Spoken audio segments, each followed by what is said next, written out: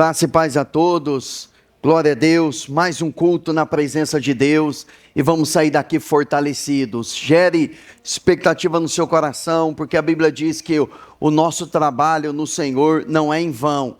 Cada oração, cada adoração, cada momento que você se assenta para ouvir a palavra dele não é em vão. Quando a Marta ela estava agitada por muitos afazeres, muitas coisas por resolver, mesmo tendo a presença de Jesus ali na casa dela, ela começou a ter uma percepção equivocada. Ela ficou incomodada com a Marta, porque a Marta estava assentada aos pés de Jesus, ouvindo a sua palavra.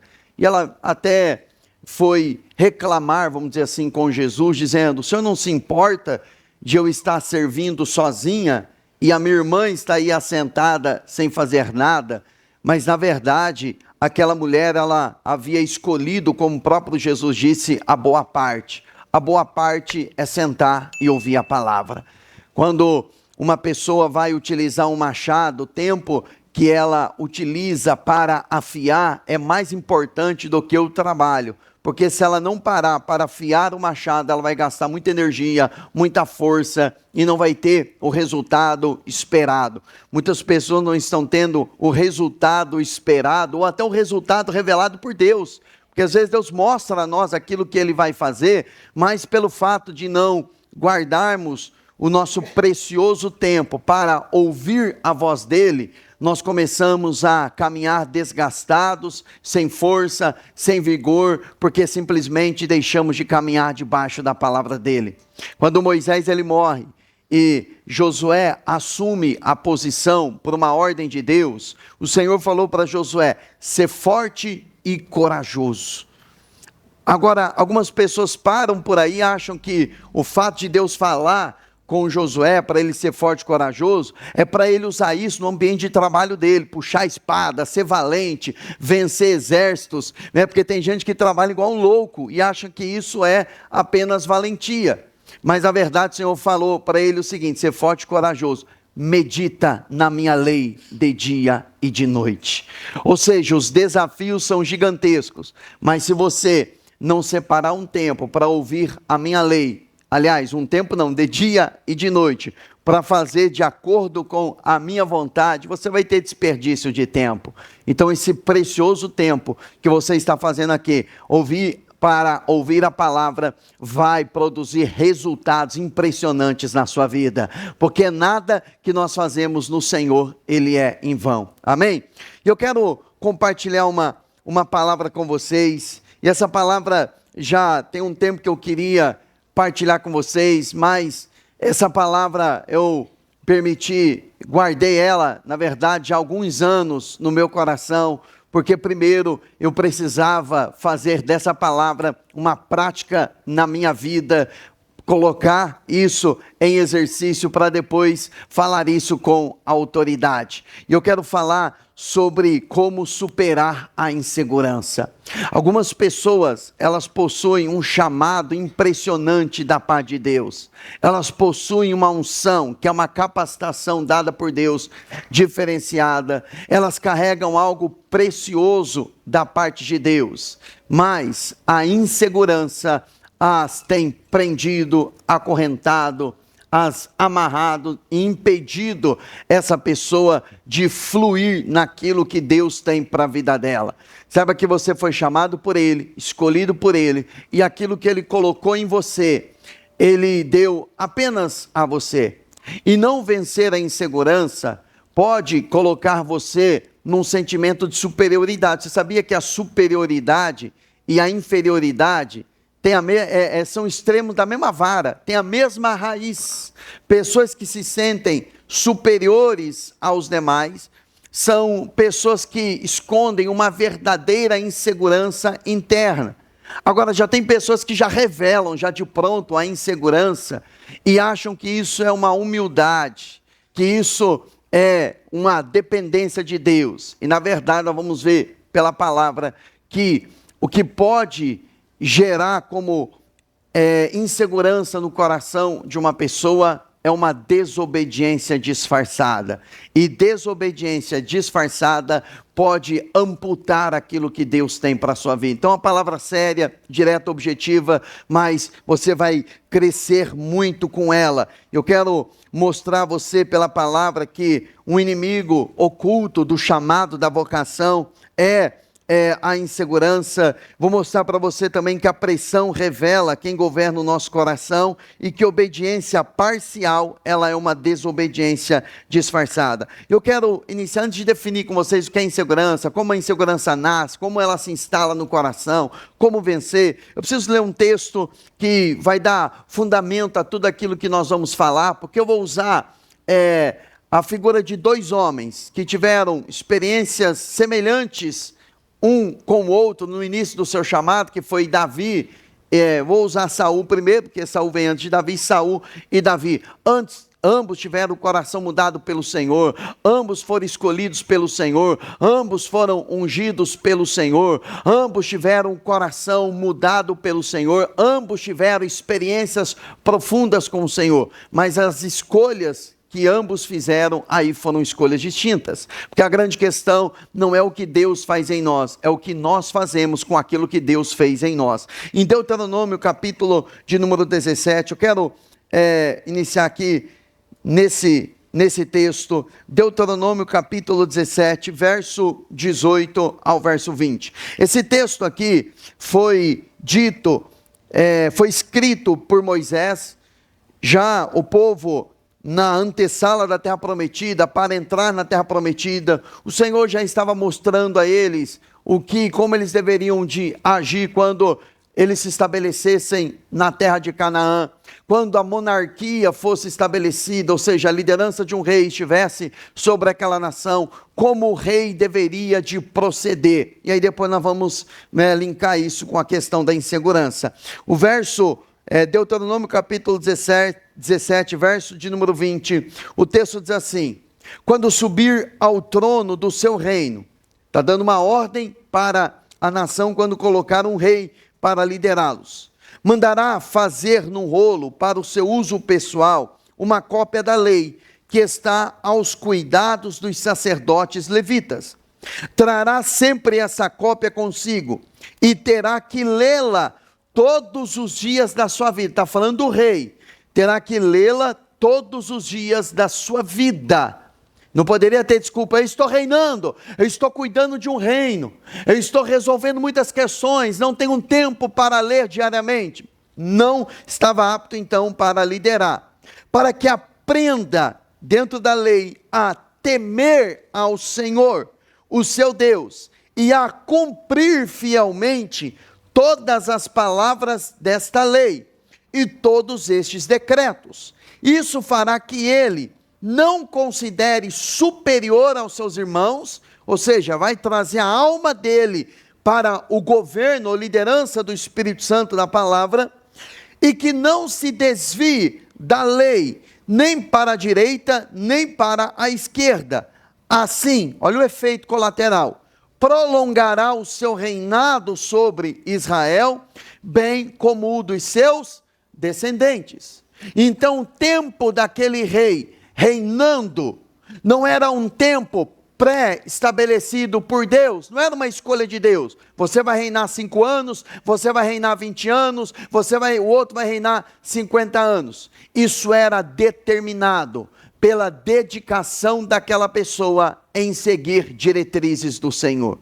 Tem pessoas que não conseguem se estabelecer na terra da bênção de Deus, porque elas não conseguem manter uma constância na presença de Deus. Então, falando de rei aqui, para que o reinado dele fosse prolongado e para que os seus descendentes fossem abençoados, ele deveria seguir rigorosamente um critério dado pelo Senhor.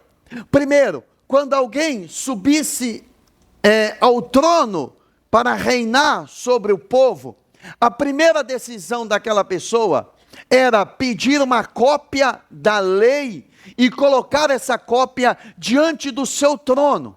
E ele deveria ler aquela lei todo santo dia, todos os dias ele deveria ler. Primeiro, para aprender a temer ao Senhor. Temer ao Senhor é respeitar a presença dEle. Se você entende que o Espírito Santo mora em você, ele habita em você, então você entende que você carrega a presença, e essa presença, ela precisa ser respeitada. E como ela é respeitada? Através da sua leitura da palavra, porque a leitura da palavra vai transformar o seu coração, vai gerar um temor à presença de Deus, e essa lei, essa palavra, vai inevitavelmente impulsionar você a ser fiel ao Senhor. Fidelidade a Deus é linkada ao temor ao Senhor, e temor ao Senhor é linkado ao meu compromisso diário com a palavra de Deus, amém, irmãos? Então, se eu sou fiel a Deus, fidelidade, não é algo que eu acordei pela manhã, aí eu decido no meu coração hoje ser fiel a Deus.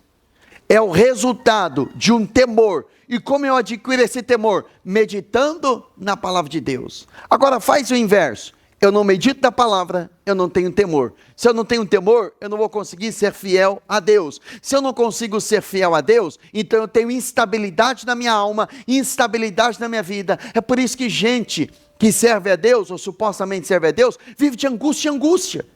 Não consegue ter um tempo de descanso. Não consegue ter um tempo de desfrutar daquilo que Deus prometeu, porque elas possuem uma alma desassossegada, uma alma inquieta, uma insegurança dentro do coração, porque não é uma pessoa que é fiel a Deus. É lógico que existe vários períodos na nossa vida, mas aqui o Senhor estava dizendo para o rei: medita na lei, o efeito colateral, temor ao Senhor, o resultado é ser fiel. E ser fiel ao Senhor vai fazer com que o seu reinado se prolongue e os seus filhos sejam abençoados. Então era isso que o rei deveria de fazer. Porque quando você olha para a história dos reis de Israel, você vê várias intervenções de Deus, quando alguns propunham no coração deles buscar a Deus, o Senhor respondia e dava grandes livramentos, matava exércitos inimigos, enfraquecia o inimigo. Agora, o inverso também era verdade. Reis que lideraram Israel, que não temiam a Deus, o Senhor fortalecia os inimigos, levantava os próprios inimigos contra eles. Eles não tinham força, não tinham proteção e tinham mortes terríveis, não porque era o plano de Deus, mas porque era fruto de uma decisão. Eu acho que por essa palavra o Senhor já está querendo orientar o nosso coração, amém, irmãos? Para aquilo que Ele tem para nós. Agora, como é que eu vou manter também essa leitura, essa busca pela presença de Deus? Vai me impedir de, quando eu estiver vivendo as promessas de Deus, ter um sentimento no meu coração de superioridade aos demais. Porque a palavra de Deus, ela coloca os nossos sentimentos, as nossas emoções, debaixo do governo do Espírito. Superioridade e inferioridade são sentimentos que podem fazer muitas pessoas não provarem o que Deus tem para ela. A inferioridade bloqueia a pessoa, faz ela pensar que ela não merece, que ela não tem condições. E aí ela não vai avançar. A superioridade, que é um coração soberbo, orgulhoso, faz a pessoa se elevar acima dos demais, mas a Bíblia diz que Deus resiste o soberbo. Então tem pessoas que estão enfrentando verdadeiras resistências, que não são resistências espirituais, como os demônios resistindo. Não são resistência, não é uma resistência em relação às pessoas, à aceitação das pessoas. É uma resistência vinda do próprio Deus. Se é um demônio, eu expulso em nome de Jesus. Se é uma resistência de pessoas, e eu não caminho debaixo da aprovação dos homens, eu continuo caminhando. Agora, se é o próprio Deus colocando a mão no meu peito, falando: aqui você não passa, eu vou repreender ele? Está repreendido, Deus, em nome de Jesus? Não existe. Ou eu vou repreender um ser humano no nome de Jesus? Não vai funcionar também. Então eu preciso olhar para a palavra e permitir que a palavra gere o meu coração dentro da obediência ao Senhor. Agora, trabalhando a questão dessa insubmissão à voz de Deus, ou dessa insegurança no coração, eu quero olhar para o rei Saul, começando pelo rei Saul, depois nós vamos ir para Davi também, porque ambos tiveram experiências semelhantes no início, mas tiveram escolhas distintas. 1 Samuel capítulo 10, a partir do verso de número 20, vamos lá. Primeiro livro de Samuel, capítulo 17, a partir do verso de número 20.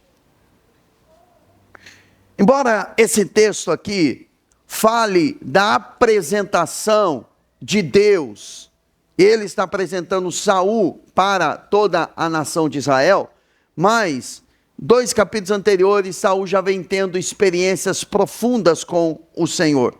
Aí no verso 20, o texto vai dizer o seguinte: tendo Samuel feito todas as tribos de Israel se aproximarem, a de Benjamim foi escolhida. Então fez ir à frente a tribo de Benjamim, clã por clã, e o clã de Matri foi escolhido. Finalmente foi escolhido Saul, filho de Quis. Quando, porém, o procuraram, ele não foi encontrado. Por que ele não foi encontrado? Porque ele se escondeu. Consultaram novamente o Senhor.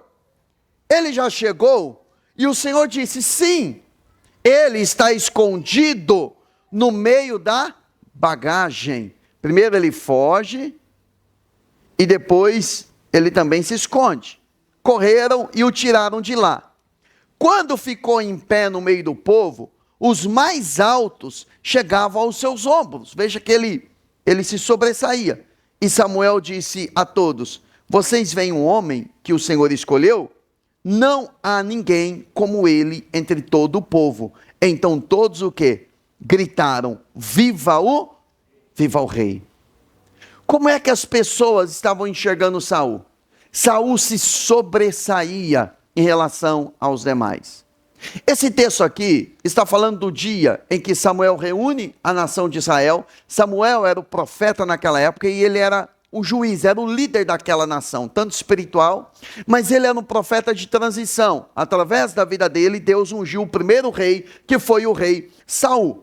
E chegou o momento em que Saul ia ser apresentado para assumir o seu destino profético, para assumir o propósito que Deus tinha para a vida dele. E qual era o propósito?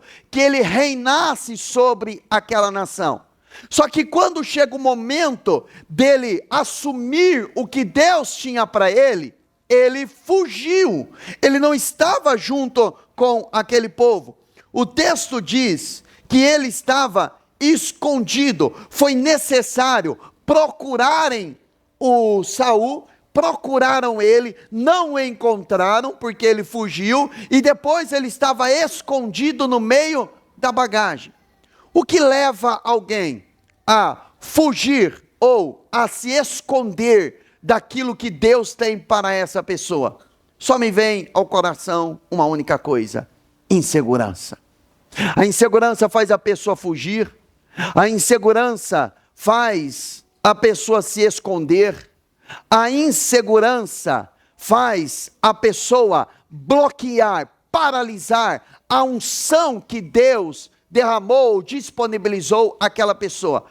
Unção significa uma capacitação divina para um homem executar uma função que Deus o chamou. Essa função, esse homem não tem condições por si só, ele não tem capacidade e é algo impossível. Por isso, ele precisa da unção, porque a unção é a capacitação de Deus. Então, o chamado que Deus tem a mim, o que Deus tem para você, é impossível executarmos sem a capacitação vinda dos céus. E o bom de tudo isso é que quem nos capacita é o Espírito Santo. E a Bíblia diz que ele mora dentro de nós. E a Bíblia diz que quem nos unge, quem derramou unção sobre nós, foi o próprio Senhor. E essa unção está sobre você. Quando você foi cheio com o Espírito Santo, o texto de Atos 1:8 diz: recebereis poder ao descer sobre vós o Espírito Santo. Ou seja, você tem poder, você tem capacitação, você tem condições, porque o próprio Deus deu essa condição a você, amém, irmãos? Agora, a insegurança não nos permite enxergar o que as pessoas enxergam em nós e o que Deus enxerga em nós. o que as pessoas enxergavam em Saul. Saul se sobressaía dos demais, mas ele enxergava isso dele mesmo? Não, tanto é que ele se escondeu. A Bíblia diz, o que Deus enxergava em Saul. 1 Samuel, capítulo de número 10, verso 1, o texto diz assim: Samuel apanhou um jarro de óleo, derramou sobre a cabeça de Saul e o beijou, dizendo: o Senhor ungiu como líder da herança dele. Preste atenção, você acompanha o raciocínio comigo, para você entender a aplicação dessa palavra. O Senhor ungiu ele, para ele liderar. Liderar quem? A herança de Deus, que era a nação de Israel. Então Deus ungiu, Deus o enxergou como líder. Quando Deus vai ungir, o contexto todo vai dizer que o Senhor escolheu o rei Saul para que ele libertasse o povo de Israel do poder dos filisteus. Então Saul foi escolha direta de Deus, foi ungido por Deus. Os homens viram que ele tinha uma capacitação que se sobressaía. O Senhor o via como líder. No entanto, ele não conseguia se enxergar dessa forma. Ele não conseguia se ver dessa maneira. Ele teve experiências profundas com o Senhor anteriormente. Se continuarmos a leitura de 1 Samuel capítulo 10, e chegarmos no versículo 6, olha o que diz o versículo 6. Samuel falando para Saul: o Espírito do Senhor se apossará de você, e com eles você profetizará e será um novo homem.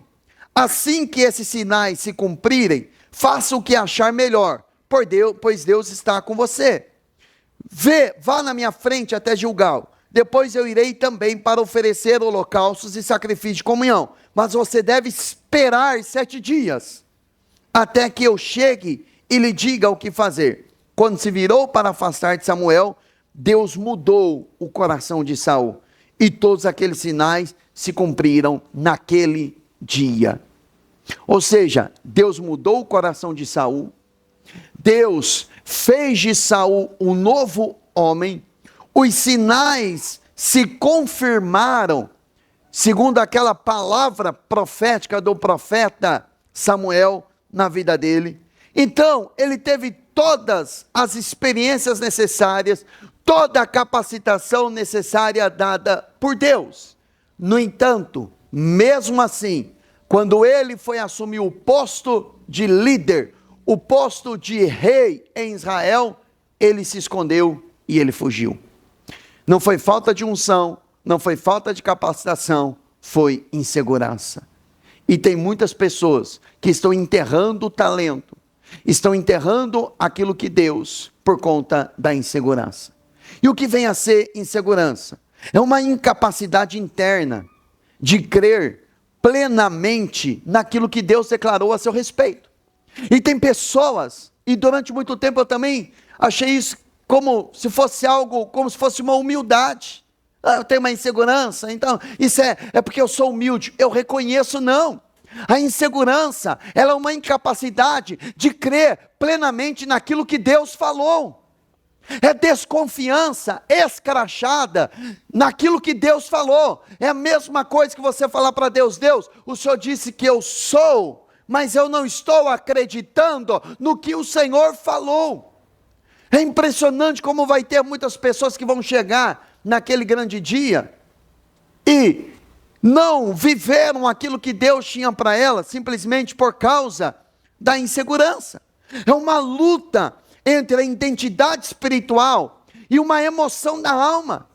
A sua alma diz algo, a sua alma fala algo, a sua alma grita algo, mas o Espírito Santo falou algo a seu respeito que vai contradizer o que a sua alma está sentindo, o que a sua alma está dizendo. E eu quero dizer algo para você: você não entregou a sua vida para a sua própria alma. Parece estranho isso que eu estou dizendo. Você entregou a sua vida para o Senhor. Então quem tem que liderar a sua alma é o Senhor, e não a sua alma liderar você. Então essa insegurança, ela não é uma humildade, na verdade, ela é uma incredulidade. Por isso Saul se esconde, por isso Saul foge. Outros homens tiveram luta contra as suas próprias emoções. Moisés, quando ele foi chamado, ele também questiona a sua identidade. Gideão também teve esse problema. Mas quando a gente leva isso para o Novo Testamento, Tiago capítulo 1, no verso 6 ao verso 8, Tiago vai falar de o homem, a pessoa que tem duplos pensamentos. Uma hora está lá em cima, uma hora está lá embaixo. Ela não consegue receber nada do Senhor. Olha o que diz. 1,6, peça porém com fé, está falando de sabedoria, sem duvidar, pois aquele que duvida é semelhante à onda do mar, levada e agitada pelo vento. Então, quem já foi numa praia, por exemplo, você sabe que a onda do mar, o tamanho dela, é influenciada pelo vento. Ela depende do vento. Se o vento é forte, então ela vai ser forte. Se o vento é fraco, ela vai ser fraca. Então Tiago está falando de pessoas que precisam de fatores externos para demonstrar quem elas são. Então, ora você vai estar lá em cima, ora você vai estar lá embaixo. E ele faz uma analogia a quem duvida. Se você duvidar, você vai ficar dependendo da força do vento, das dificuldades da vida, ou dos ventos favoráveis a você. Você não precisa de ventos favoráveis. Você precisa de uma convicção dentro do seu coração. Porque é o que ele fala. Não pense tal pessoa que receberá alguma coisa do Senhor, pois tem mente dividida e é instável em tudo que faz. A pessoa que ela é instável em tudo que ela faz, é porque na verdade a mente dela está dividida, entre aquilo que Deus fala, aquilo que Deus declara, e entre aquilo que ela sente. Deus falou para Saul, você é líder. Deus falou para Saul, você vai libertar o meu povo do poder dos filisteus. Saul ouviu o próprio profeta Samuel dizendo, o Senhor te ungiu, te capacitou para ser líder. As pessoas viram nele que ele se sobressaía diante dos demais, mas a alma dele gritava, vai se esconder atrás da bagagem, vai fugir, não se apresenta, seja governado pela sua insegurança. E foi isso que ele fez, ele se escondeu. Pastor, mas de fato, o Senhor mostrou onde ele estava, e não importa onde a pessoa esteja, o Senhor vai encontrar. É verdade, eu não estou questionando a questão de Deus ir atrás de você, do Espírito chamar você, do Espírito trazer você, mas a questão é que se você não enfrentar a sua insegurança e passar por um processo em que você vai crucificá-la, mesmo assumindo a posição que Deus vai colocar você, ou viver aquilo que Deus tem para você, você vai comprometer aquilo que Deus colocar nas suas mãos. Porque se você olhar todo o reinado de Saul, era um reinado que Deus estabeleceu ele, mas você vai ver a obediência parcial, você vai ver ele querendo viver debaixo da aprovação dos outros, você vai ver ele perguntando para as pessoas o que ele deveria de fazer, e por conta de tudo isso, ele foi comprometendo a sua obediência ao Senhor. Isso custou a vida dele, e custou a vida dos seus filhos. Irmãos, isso é mais destrutivo, a insegurança para uma pessoa, do que nós imaginamos. Às vezes nós não reconhecemos o efeito devastador de uma insegurança. Agora, onde ela começa a insegurança? Ela começa numa identidade mal resolvida. Por isso que toda pessoa, quando ela vai fazer um processo de aconselhamento comigo, a primeira coisa, a mim não importa se ela está com problema no casamento, se está perdendo o casamento, está perdendo a saúde, se ela está perdendo tantas coisas na vida dela, eu não mudo o meu trilho, eu vou trabalhar na identidade. Eu olho para a pessoa, eu me compadeço da dor dela, me compadeço da fase que ela está vivendo, mas eu sei que uma oração não vai mudar a vida dela. Se ela não entender a identidade dela, se ela não entender quem ela é em Cristo, se ela não entender a posição espiritual dela, tudo que for construído posteriormente, ela não vai conseguir se estabelecer. Então, uma identidade mal resolvida numa pessoa, que vai inevitavelmente deixar ela numa posição, na alma dela, uma posição de insegurança. E quando ela é uma pessoa insegura, ela começa a comparar. Se Deus dá um exemplo, se Deus dá uma empresa para essa pessoa, ela começa a se comparar com uma outra empresa, e aí ela se frustra. Se Deus coloca ela dentro de uma família no casamento, ela compara a família dela com a família de terceiros. Isso é insegurança. Se ela estabelece um ministério, ela começa a comparar o ministério dela com o ministério de outras pessoas. Por que do fulano é maior e o meu é menor? E aí quando ele olha para quem é menor, ele se vê com superioridade, porque ele está maior do que o outro que está menor. Lembra lá do início da mensagem? Que o rei deveria ler a lei do Senhor, para ele não se sentir o que, irmão? Superior. Então a meditação na palavra tira você dessa circunstância. Acho que foi Romanos 12:13, 12:3, alguma coisa assim. Se não for esse versículo, você se vira para achar depois. Mas Paulo fala que nós não devemos nem pensar nem além, nem aquém de quem nós somos. É isso? Romanos 12:3. Não pense de vocês mesmos, além do que deve pensar, mas pensem moderadamente, segundo a medida de fé que Deus deu a cada um. Eu não posso pensar além. Então, eu preciso ter a minha identidade resolvida. A minha identidade resolvida não me deixa me sentir superior em relação aos menores, e não me deixa me sentir inferior em relação aos maiores. Por quê? Porque a comparação não vai existir no meu coração. Porque eu sei quem eu sou, eu sei para onde eu estou indo, e eu vou fazer aquilo que Deus colocou nas minhas mãos, segundo a medida de fé que Ele repartiu a mim. Então, ela começa nessa comparação, a insegurança. A insegurança na vida do crente, ela também se inicia na falta de convicção na voz de Deus. Irmãos, pensa em algo que Satanás vai bater forte se você não tiver convicção daquilo que Deus falou com você. Sabe qual é o maior problema nosso? Nós queremos buscar de Deus confirmação. Não sei quem inventou isso. Então Deus fala conosco e eu oro: Senhor, eu quero uma confirmação para ver se foi o Senhor que falou. Imagine você, vou usar uma situação, parece que não tem nada a ver, mas é o que muitos têm feito.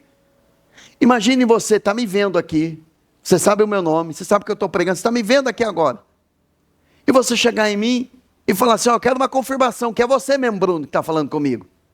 Você está vendo, você está me ouvindo, você está no mesmo ambiente, e você está duvidando que sou eu que estou aqui pregando, falando com você? É a mesma coisa quando um crente pede confirmação para Deus.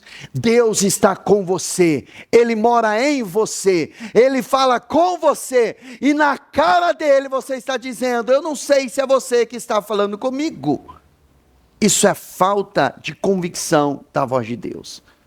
Uma pessoa que é convicta daquilo que Deus fala com ela, ela não espera resultados. Você já viu pessoas que não estão tendo resultado, elas começam a pingar, muda para lá, muda para cá, começa a fazer um monte de coisa, porque ela não está vendo resultado.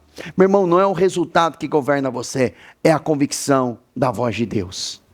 Porque muitas coisas que Deus vai falar com você, você vai ficar anos fazendo as coisas que Ele mandou você fazer, e você vai ter a percepção, a sensação de que não está mudando nada, que você não está tendo resultado. Ele manda você orar pelo teu marido, e você está ali anos e anos orando, e aparentemente ele não muda 1 centímetro. Então continue orando. Se Deus mandou você orar, Ele não mandou você orar ao vazio.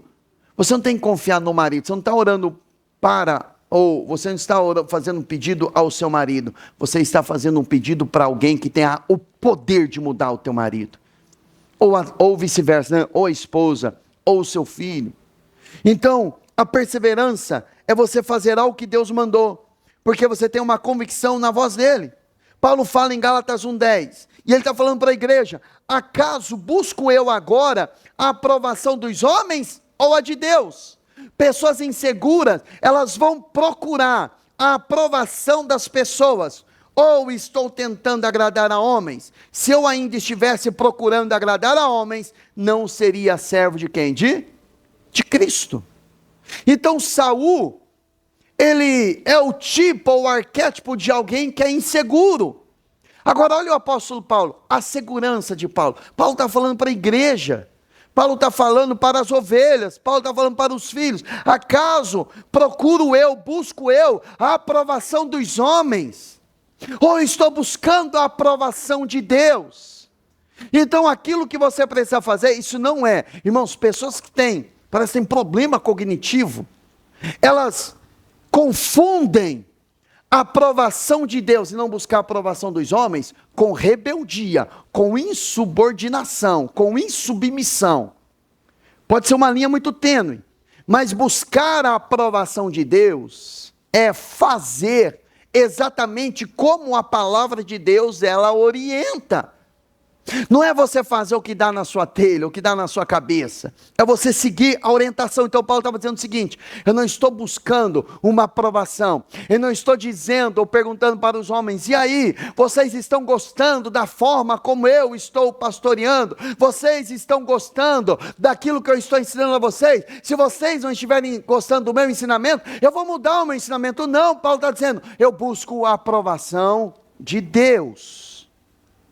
Quando Jesus ele se apresentou para ser batizado por João Batista, o Senhor falou: este é o meu filho amado. O Pai disse: este é o meu filho amado, que me dá muito prazer.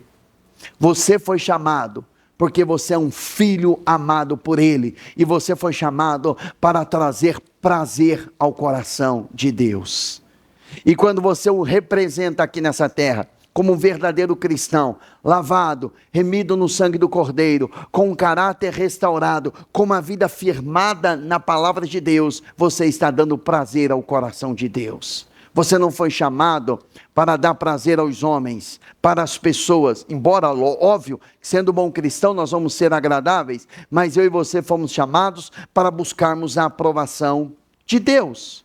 Quem não busca a aprovação de Deus e carrega insegurança no coração, essa pessoa, ela vai entrar na comparação.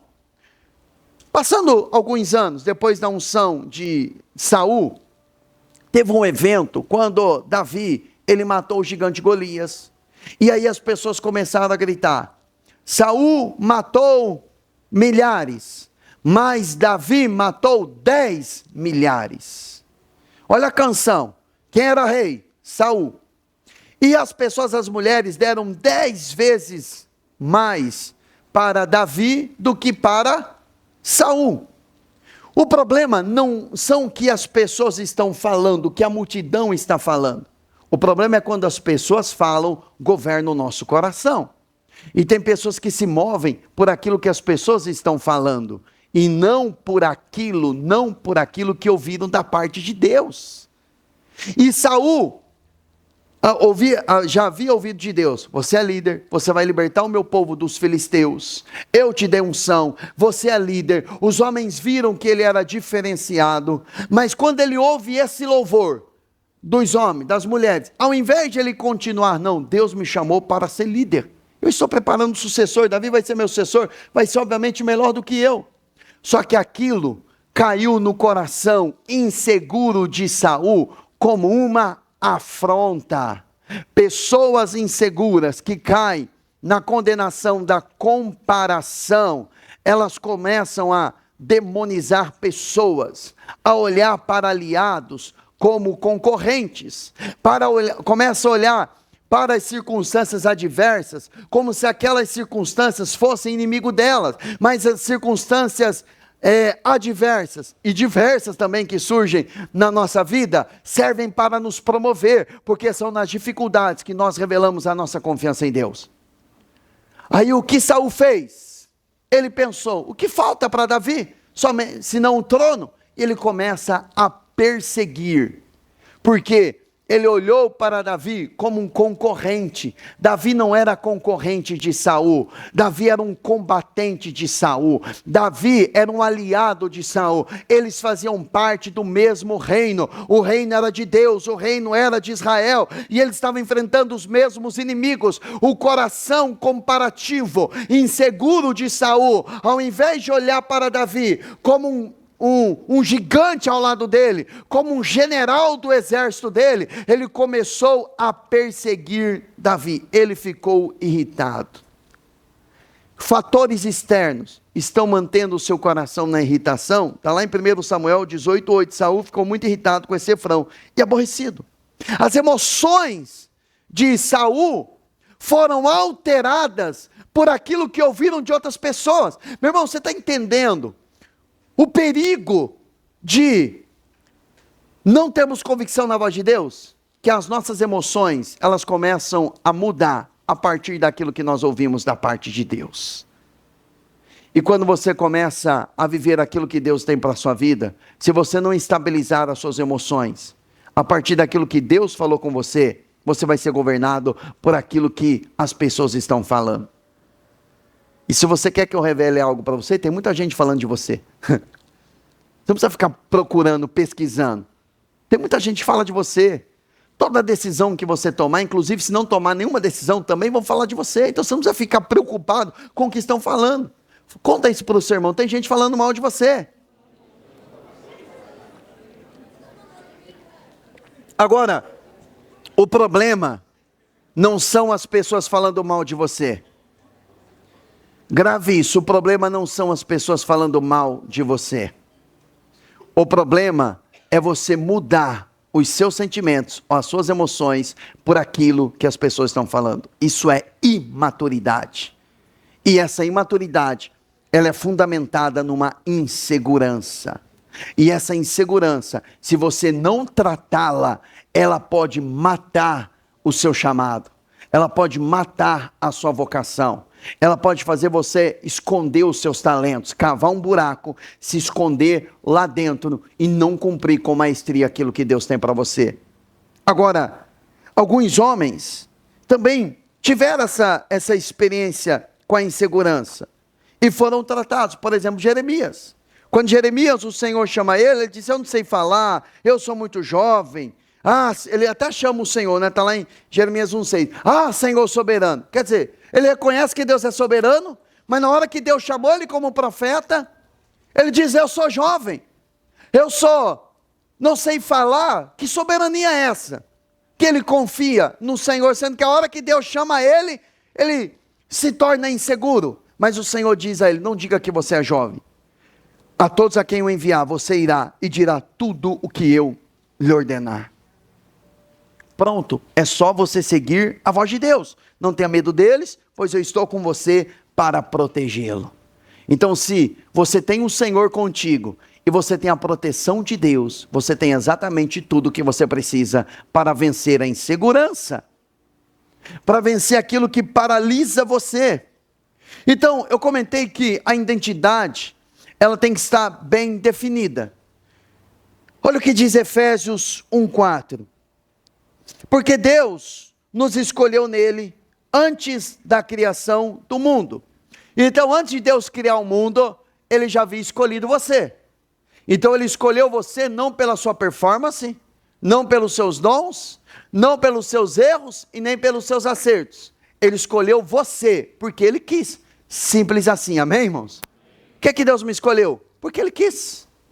Não foi porque eu tenho méritos, não foi porque eu tenho dons, não foi porque ele estava com dozinha de mim, porque eu errei, eu falei muito, porque me desprezaram. Esse não é o processo de escolha de Deus. Ele me escolheu porque ele quis. Então, se alguém perguntar para você, ou se a sua alma gritar dentro de você, por que o Senhor te escolheu? Você vai responder: porque ele quis. E ponto final. Eu sou a escolha de Deus. Você é uma escolha de Deus. Agora, ele nos escolheu antes da fundação do mundo para sermos santos. A palavra santo significa separado. Você não foi chamado para ser a cópia desse mundo, a imagem desse mundo, fazer o que um influencer está fazendo, fazer o que você viu alguém no Instagram fazendo. Você foi chamado para ser separado. Separado não é isolado, não é escondido numa caverna, não é ficar no meio do mato fugindo da realidade, não. Separado é ser separado para Deus, ler a palavra, buscar a Ele, não fugir do texto base de Deuteronômio 17, ler ter relacionamento diário com Ele e refletir a glória de Deus nesse mundo, para sermos santos e irrepreensíveis onde? Na sua presença. Ou seja, não é ser irrepreensível aos olhos dos homens, mas é permanecer na presença. Qual é o lugar onde eu tenho que permanecer, pastor? Na presença. Como eu tenho que me manter na presença? Irrepreensível, separado, consagrado, com uma vida completamente voltada para Ele. A sua vida não é mais sua, a sua vida é dele. Lembra do dia que você entregou sua vida para Jesus? Você lembra desse dia? Do dia em que você propôs no seu coração, seja um apelo que alguém fez, né, que um pastor, alguém, um pregador chegou diante de você e falou, você quer aceitar Jesus? Ou seja, um culto quando você decidiu no seu coração, eu vou entregar a minha vida para o Senhor. Eu entreguei a minha vida para Jesus no mês de julho do ano de 99. Tinha 15 anos, na sala da casa da minha tia, quando o pastor fez o apelo. Estávamos em 3 pessoas ali. Eu levantei a minha mão, eu falei, eu quero, com lágrimas nos olhos. Primeira vez que eu estava ouvindo o evangelho. E alguém foi pregar, não para mim, foi para o meu primo, que tinha acabado de sair de uma clínica de viciado em drogas. Aí foram visitar ele, estava tentando recuperar o meu primo, e eu estava lá, caí de gaiato, como diz lá, né? Mas era um projeto de Deus, estava ali dentro, fez o apelo, reconheci Jesus. A partir daquele dia, em que nós entregamos a vida para Jesus, nós entregamos a vida para Ele. Os meus sonhos pessoais viraram fumaça. Os meus anseios e projetos pessoais sumiram e começou a surgir o plano de Deus. Então, a partir do momento que você entregou a sua vida para Ele, você entregou a sua vida para Ele. A sua vida não é mais sua, a sua vida é dele. Então, sinto-lhe em lhe dizer, por mais maduro que você pense, você não é mais dono do seu nariz. Você não faz mais o que você não pode fazer mais o que você quer. Você tem que fazer aquilo que o Senhor quer. Ou você não entregou a sua vida para Ele. Agora, Ele nos chamou para isso. E o 5, nos predestinou para sermos adotados como filhos. Então, qual é a minha identidade? Eu sou filho por meio de Jesus. Agora, eu posso identificar insegurança. Quando eu tenho medo de exposição, medo de falar quem eu sou, medo de falar dos meus sonhos, do meu chamado, medo de se expor. Às vezes esse medo de exposição também esconde pecados. Às vezes a pessoa tem medo de contar um pecado dela, e aquilo está destruindo ela, está destruindo a vida espiritual, que ela tem medo de exposição. Não, mas o que vão pensar a meu respeito se eu expor aquilo que eu fiz? Só que a Bíblia fala que a ferramenta de Deus para a cura é a fala. Confessai os vossos pecados uns aos outros e orai uns pelos outros para seres o quê? Curados. Tem coisas escondidas que ninguém vai descobrir se você manter ela escondida. Ninguém vai descobrir. Você pode levar até o túmulo ela. Só que as pessoas vão ver as consequências disso. Uma vida travada, uma vida miserável, uma vida sem a grandeza de Deus, uma vida sem a graça de Deus, sem o favor de Deus. E o apóstolo Paulo ele já disse isso, que tem pecados que vão se manifestar. Meu irmão, depois do pecado já era. Ou ele aparece agora, ele vai aparecer depois do juízo, Paulo fala. E é melhor aparecer agora do que aparecer no dia do juízo. Porque se aparecer no dia do juízo, pode ser tarde, pode não, será tarde demais. Agora, a cura, ela vem quando nós não temos medo da exposição. Eu não tenho medo do que vão pensar. Eu não tenho medo do que vão achar a meu respeito. Eu vou abrir o meu coração. Eu vou vomitar tudo que está podre dentro de mim. Porque através dessa exposição, a cura de Deus vai vir. Porque eu quero a aprovação de Deus. Eu quero que Ele me aprove. Eu quero a graça. Eu quero que as pessoas vejam a graça de Deus. Pessoas que são inseguras, elas têm controle excessivo, elas querem controlar tudo, elas querem manipular tudo, elas querem colocar a mão em tudo, elas querem colocar a mão em cada parte, elas querem um controle. Meu irmão, você não vai ter o controle de tudo. Entregue o controle nas mãos de Deus, porque se você tentar controlar tudo, primeiro é o reflexo da insegurança no seu coração, que se você tem certeza de que você foi chamado por Deus, de que você foi chamado pelo Senhor, você solta o controle, entrega o controle nas mãos de Deus. Eu não estou falando de passividade, eu estou dizendo sobre relação a você entregar o controle nas mãos de Deus. Um dia conversando com um empresário, eu achei estranho que ele me disse que na empresa dele ele ia a cada 15, 17, 20 dias. Falei, você está maluco? Você ficar tanto tempo sem ir lá? Mas por que ele tinha essa atitude? Porque a empresa já estava fluindo. Ele não precisava mais ter o controle excessivo. Não precisava ficar manipulando, ou forçando, ou em cima. Já estava fluindo. Então, controle excessivo de pessoas, controle excessivo das coisas, podem esconder uma insegurança. Uma pessoa que ela é insegura, ela tem algo no coração dela que é muito perigoso. Ela tem sensibilidade a críticas. Uma crítica joga ela, no chão. Uma crítica derruba ela e ela acha bonito isso.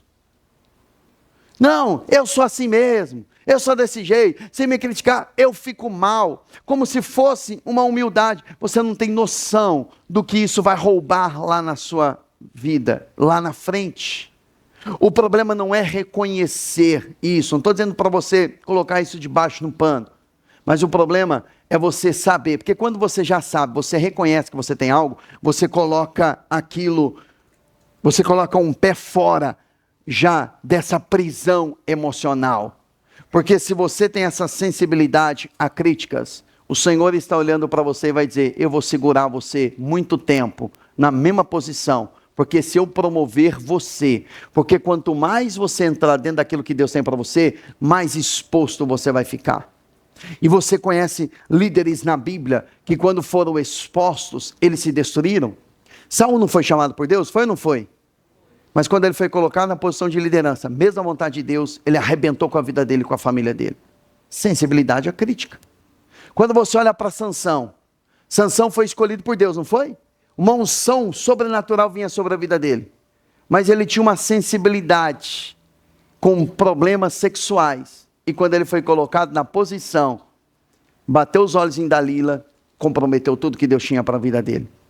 Então, sensibilidade à crítica, sensibilidade como uma fraqueza, uma tendência ao pecado, pode comprometer aquilo que Deus tem para a sua vida.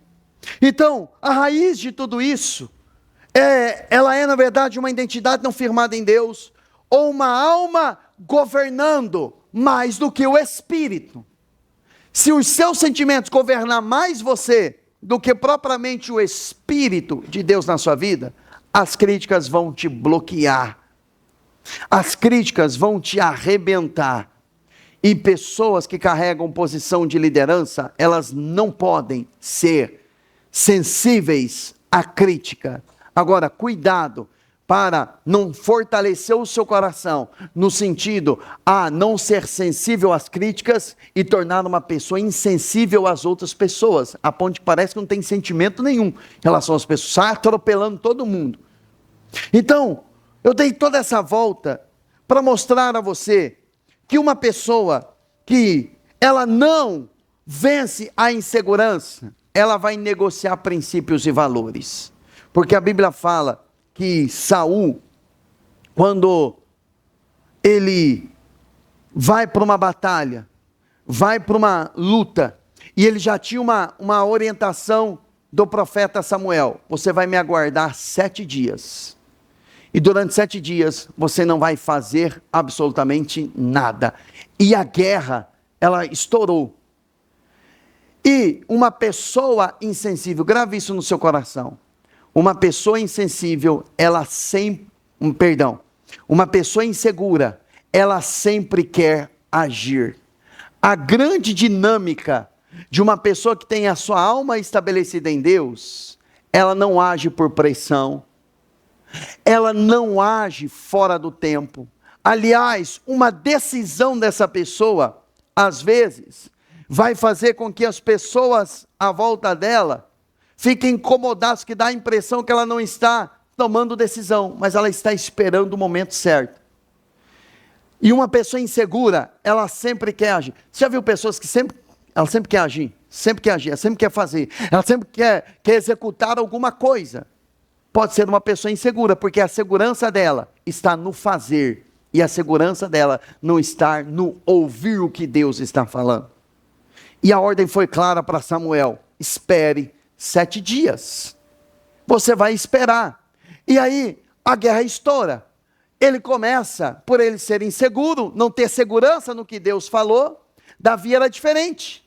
A Bíblia fala que Davi, no Salmo 62, deixa eu achar aqui, 62 verso 5, ele disse: descanse somente em Deus, ó minha alma, dele vem a minha esperança. Agora o Saul, ele quis agir, e ele viu os inimigos se aproximando, não tinha segurança na voz de Deus. O que é que ele fez? Traz os animais aqui, e eu mesmo vou sacrificar.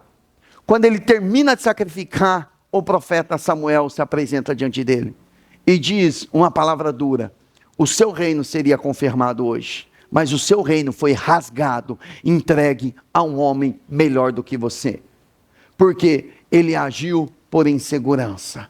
Ele não foi seguro na orientação de Deus. Meu irmão, às vezes Deus vai mandar você fazer algo, obedecer a palavra, e você vai olhar: puxa, mas se eu obedecer, se eu fizer o que Deus está mandando, eu vou perder isso, eu vou perder aquilo, eu vou deixar de ganhar aquilo, eu vou deixar de ganhar aquilo outro. Meu irmão, fica na palavra de Deus. Ainda que as coisas estejam, os ventos fortes estejam soprando, você não é a onda do mar para se mover de acordo com os ventos. Você precisa ter estabilidade nas suas emoções, estabilidade em Deus, porque sabe de uma coisa? O que Deus prometeu vai acontecer, o que Ele falou vai se cumprir, o que Ele disse que vai lhe dar, Ele vai lhe dar, o que Ele disse que vai fazer, Ele vai fazer, o que Ele disse que vai entregar, Ele vai entregar. Então você precisa ter essa segurança na sua alma. E aí, por conta disso, quando ele reconhece que ele pecou, 1 Samuel 15, 24, já vou finalizar aqui, ele diz o seguinte: pequei, disse Saul, violei a ordem do Senhor, e as instruções que tu me deste, tive medo dos soldados e os atendi. Eu estou lendo aqui, sumiu, por isso que eu vi que vocês estão em silêncio, né? Coloca lá, 1 Samuel 15, 24. Pequei, disse Saul, violei a ordem do Senhor e as instruções que tu me deste. Tive medo dos soldados e os atendi. Preste bem atenção nesse versículo.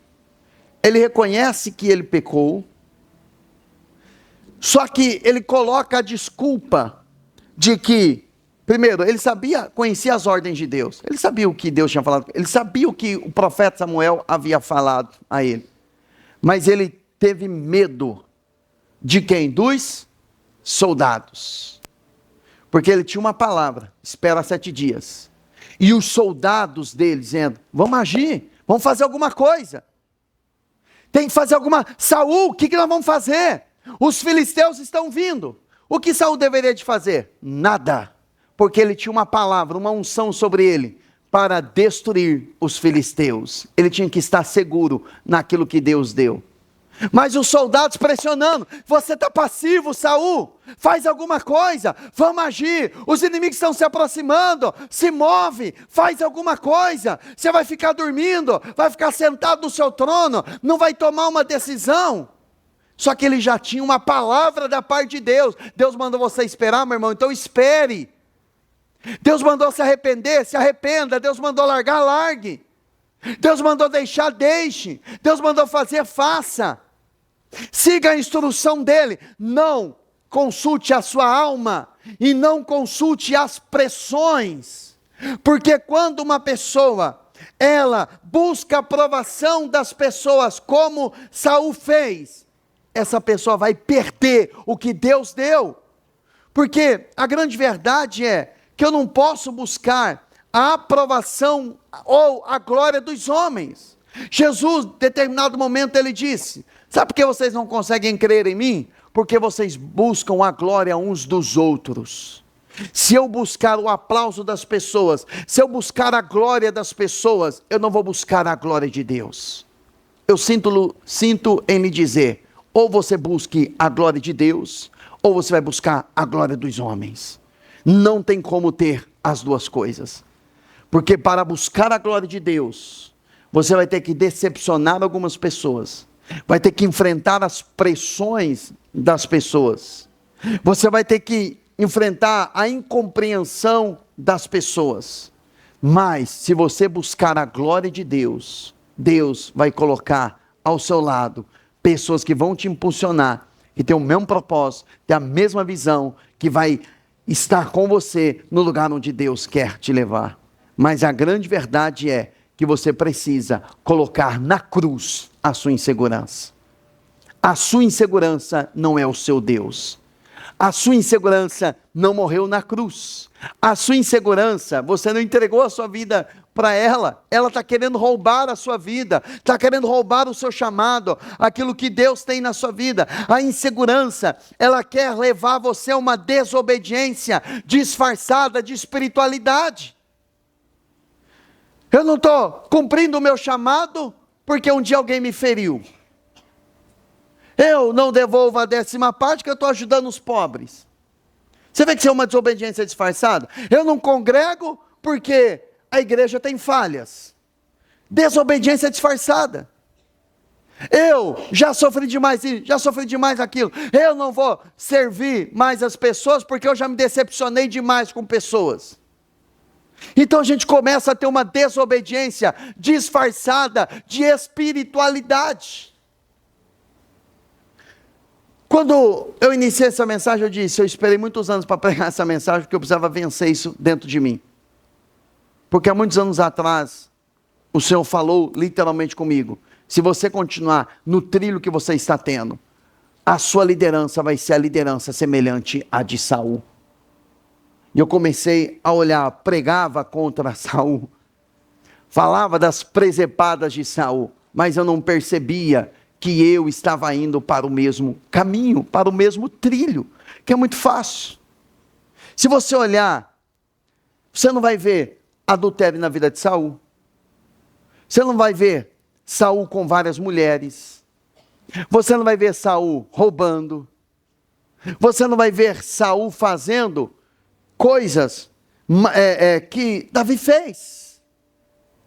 Então, é fácil liderar como Saul, porque um líder no arquétipo de Saul, é o líder que é certinho aos olhos das pessoas, que busca a aprovação das pessoas, mas é reprovado por Deus, é reprovado pelo Senhor. Sabe qual foi o final da vida de Saul?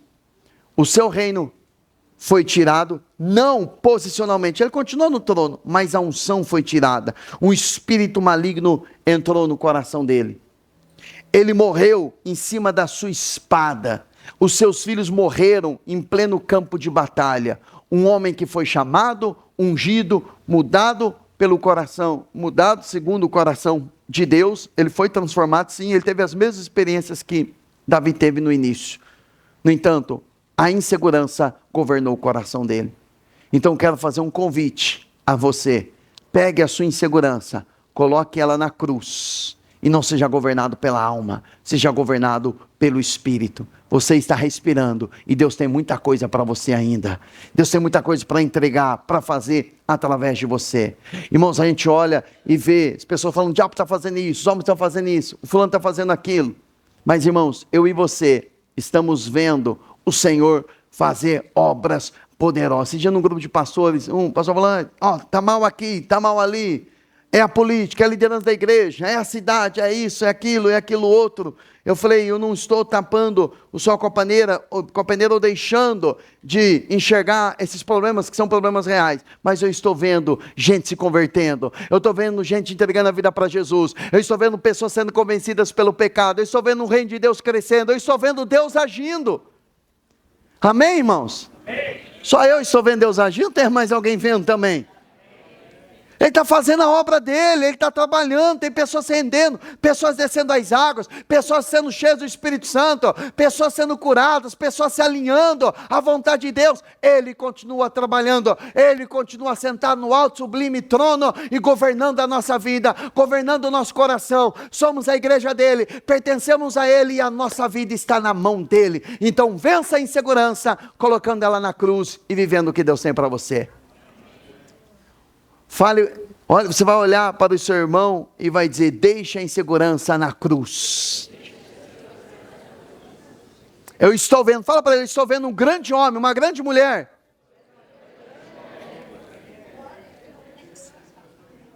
Fique em pé em nome de Jesus.